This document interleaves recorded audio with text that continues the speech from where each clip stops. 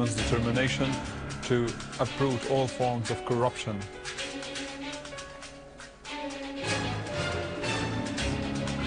The victories of the Syrian Army continue as security and stability are restored to Tel Aran in Aleppo countryside.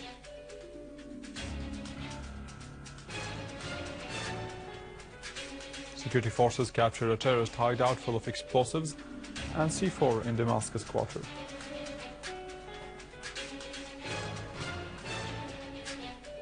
And a road plan has been signed by both Iran and the International Agency of Atomic Energy concerning Iran's nuclear file.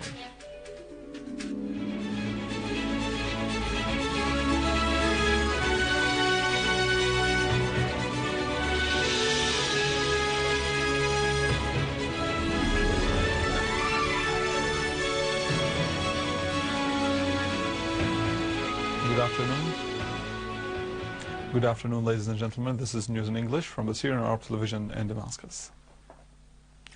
The Russian Foreign Minister Sergei Lavrov addressed the meeting of the foreign ministers of Asia and Europe held in Delhi, calling for the consolidation of cooperation among them in order to find political and diplomatic solutions for the cases of dispute. He also called for protecting the opportunity to settle the situation concerning Iran's political file. Lavrov asserted that the priorities included solving the crisis in Syria and finding a solution for the Palestinian-Israeli conflict.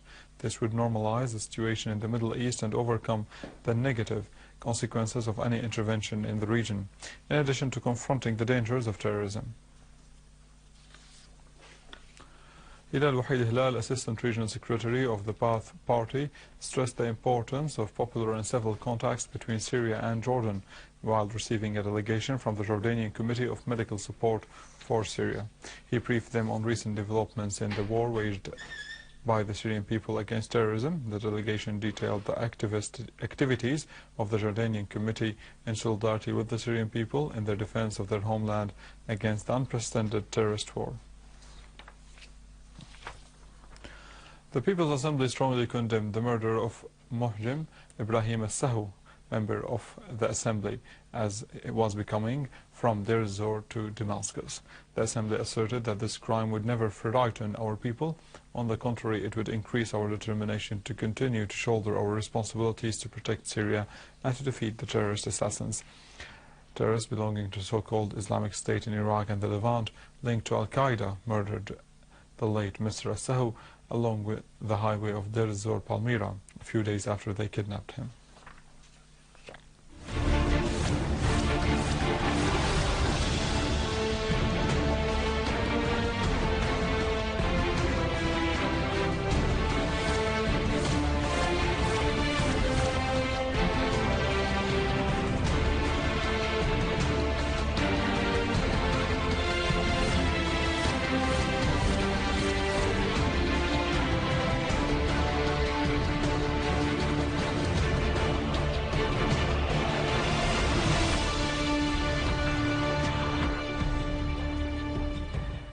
In cooperation with locals, the authorities yesterday seized a terrorist hideout full of weapons, ammunition, explosive devices and C4 in Damascus.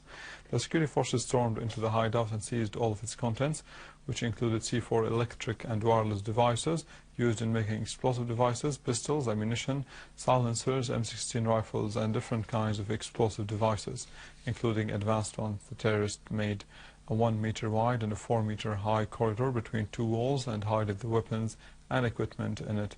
Head of the building committee said that the building in which the hideout was discovered included 72 houses and about 300 persons are living in it. Syrian Arab Army units imposed full control over the area of Brigade 80 in Aleppo countryside and also on the town of Derbil in Quneitra countryside. Units of the Syrian Arab Army imposed full control on the area of Brigade 80, the FM station, the fuel station and the Fallaha factories in the Aleppo countryside after defeating the last groups of terrorists there. Large amounts of weapons and ammunition were destroyed and hundreds of explosive devices were defused. The army completely controlled the town of Tel Aran in the southeastern countryside. Most of the defeated terrorists in that area were non-Syrians. The army destroyed 40 vehicles full of weapons and dozens of trenches, tunnels and caves where the terrorists were entrenched. The army also confiscated factories to make explosive devices and 2 rocket launchers in addition to various machine guns. In Quneitra countryside, units of the Syrian Arab Army, the forces of the National Defense, in cooperation with the people, imposed full control on the town of Darbel at the foothills of Sheikh Mountain. In Damascus countryside, Syrian Army units eliminated entire terrorist groups near the towns of al-Qasimiyya and Deir Salman. More about that in the following. In Damascus countryside, Syrian Arab Army units eliminated entire terrorist groups near the towns of al-Qasimiyya and Deir Salman, in addition to destroying a hideout used by terrorist groups, along with everyone inside it, and 3 cars transporting weapons and ammunition to terrorists in the village of Tel Hazrama in al-Nashabiyya area.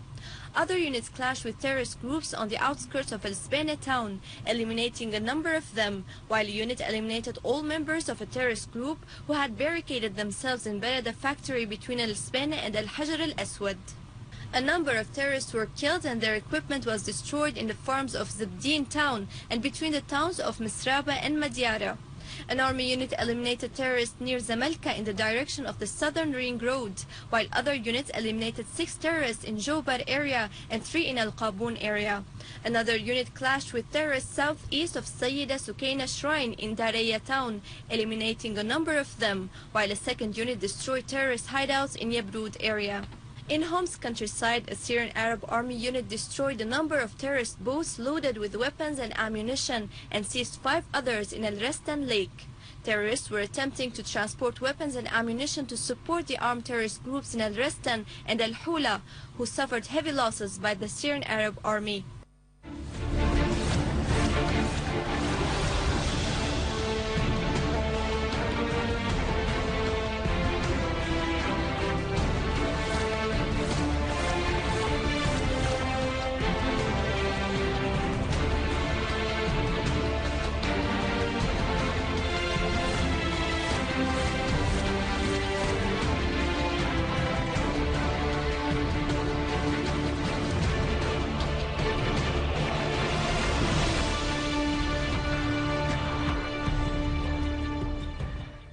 The Commission of the Organization of Prohibiting Chemical Weapons and the United Nations delegation of experts assigned to do away with the chemical weapons in Syria continued their 3rd stage of its work.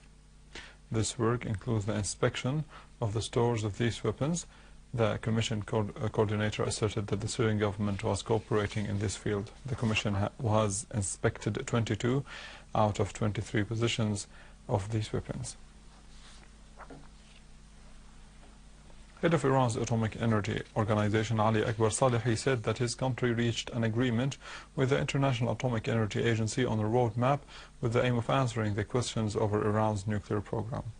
During a press conference at the conclusion of his meeting with the Director General of the IAEA, Yokio Amano, in Tehran, and after the signing of a joint communique, Salehi announced that Iran has agreed with the IAEA would expect the heavy water station of Iraq and also the Khalgin uranium mine. For his part, Amano said that the negotiations were fruitful and were part of the new round of negotiations taking place between Iran and the IAEA, pointing out that the talks between Iran and the group of 5+1 in Geneva, which ended without reaching an agreement, are different and separate from the negotiations between the IAEA and Tehran over its nuclear program.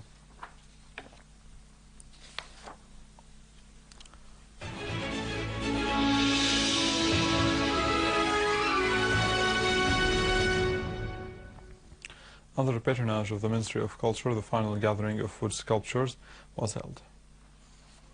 The activities of the wood sculpture gathering were launched 6 months ago, attracting participants from several Arab and European countries, including Netherlands and Ukraine, in addition to well-known Syrian artists whose fame has reached the whole world.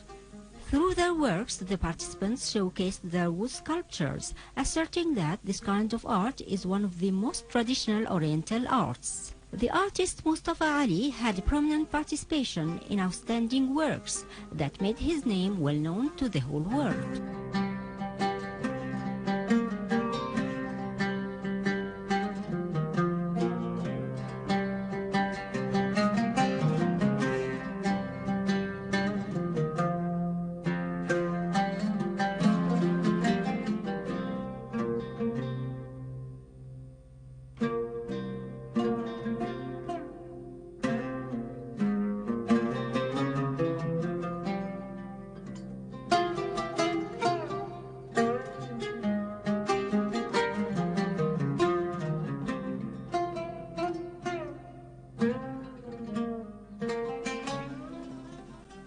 With this, we end our news for today. Thank you for watching. For more details about Syria and the region and to view this bulletin again, you can always visit our website in English, www.syriaonline.sy.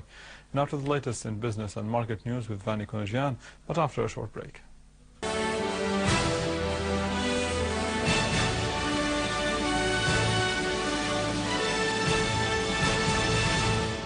Good afternoon.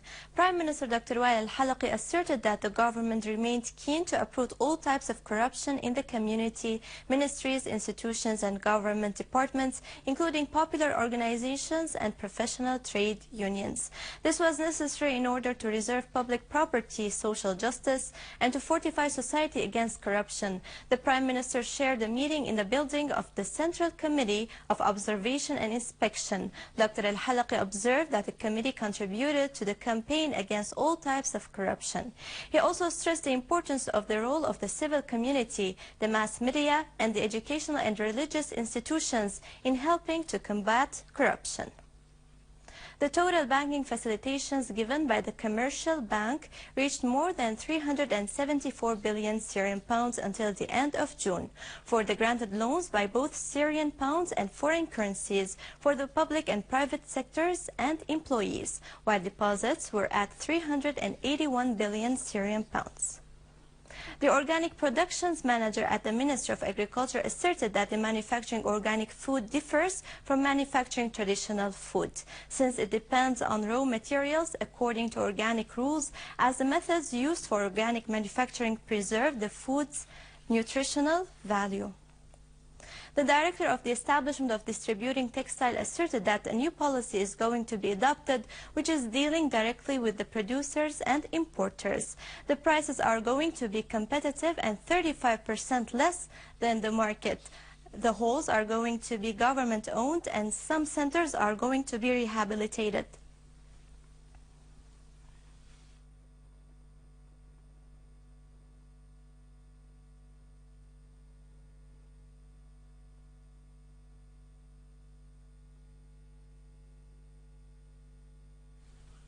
Brent crude oil edged up towards $106 a barrel after Chinese data pointed to a rise in fuel demand in the world's biggest energy consumer.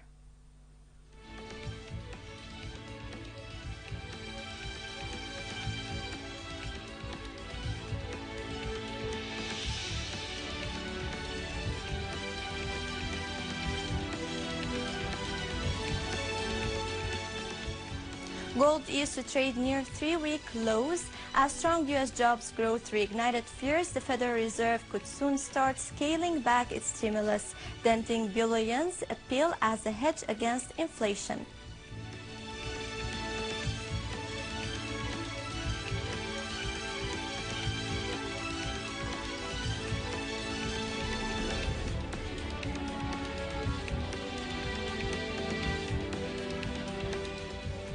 And now over to some main currencies exchange rates according to the bulletin of the Central Bank of Syria.